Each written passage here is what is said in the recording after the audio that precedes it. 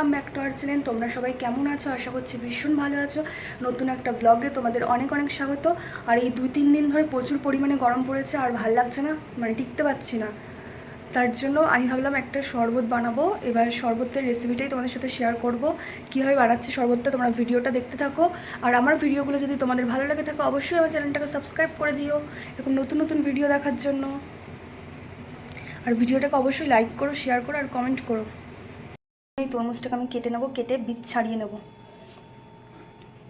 শরবত বানানোর জন্য এই তরমুজটাকে আমি কেটে নেব, কেটে বীজ ছাড়িয়ে নেব। দেখো তরমুজটা কদিন ধরে তরমুজটা ঘরের মধ্যে ছিল, ফ্রিজে ছিল, পরে থেকে থেকে কেমন হয়ে গেছে, তাই ভাবলাম এটাকে দিয়ে শরবত বানিয়ে নিই। তরমুজগুলোকে আমি এরকম ছোটো ছোটো করে পিস করে কেটে নিয়েছি, চোখলা মোকলা ছাড়িয়ে নিয়েছি। এবার তরমুজগুলোর থেকে বীজগুলোকে বের করব।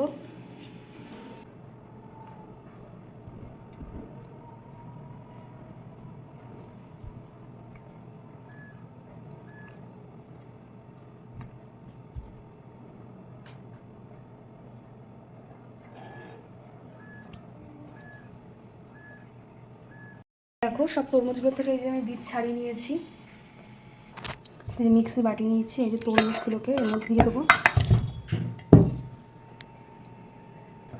আর এর মধ্যে আমি দেবো হচ্ছে টক দই। টক দই দিয়ে দিচ্ছি।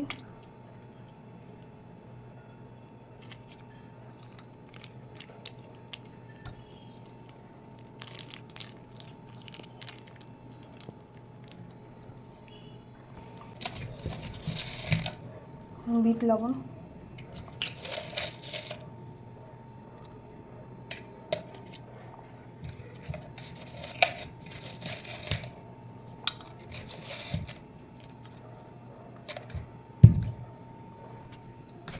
আর এর মধ্যে দিলাম আমি চিনি।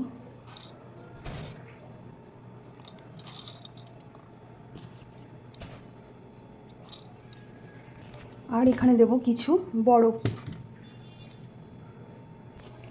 দেখো বরফ দিয়ে দিয়েছি। এবার মিক্সিতে পেস্ট করব, পেস্ট করে তারপর তোমাদের দেখাচ্ছি। দেখো মিক্সিতে পেস্ট করা হয়ে গেছে, এবার আমি গ্লাসে ঢালবো। এই দেখো, দেখেছো কি সুন্দর হয়েছে দেখতে। আর এর ওপর দিয়ে আমি হালকা বিট লবণ দিয়ে দেবো। তরমুজের শরবত রেডি। দেখো এর ওপর দিয়ে আমি হালকা বিট লবণ দিয়ে দিয়েছি। আর এটাকে আমি ফ্রিজে রেখে দেবো এখন কিছুক্ষণের জন্য। দেখো তরমুজের শরবত রেডি।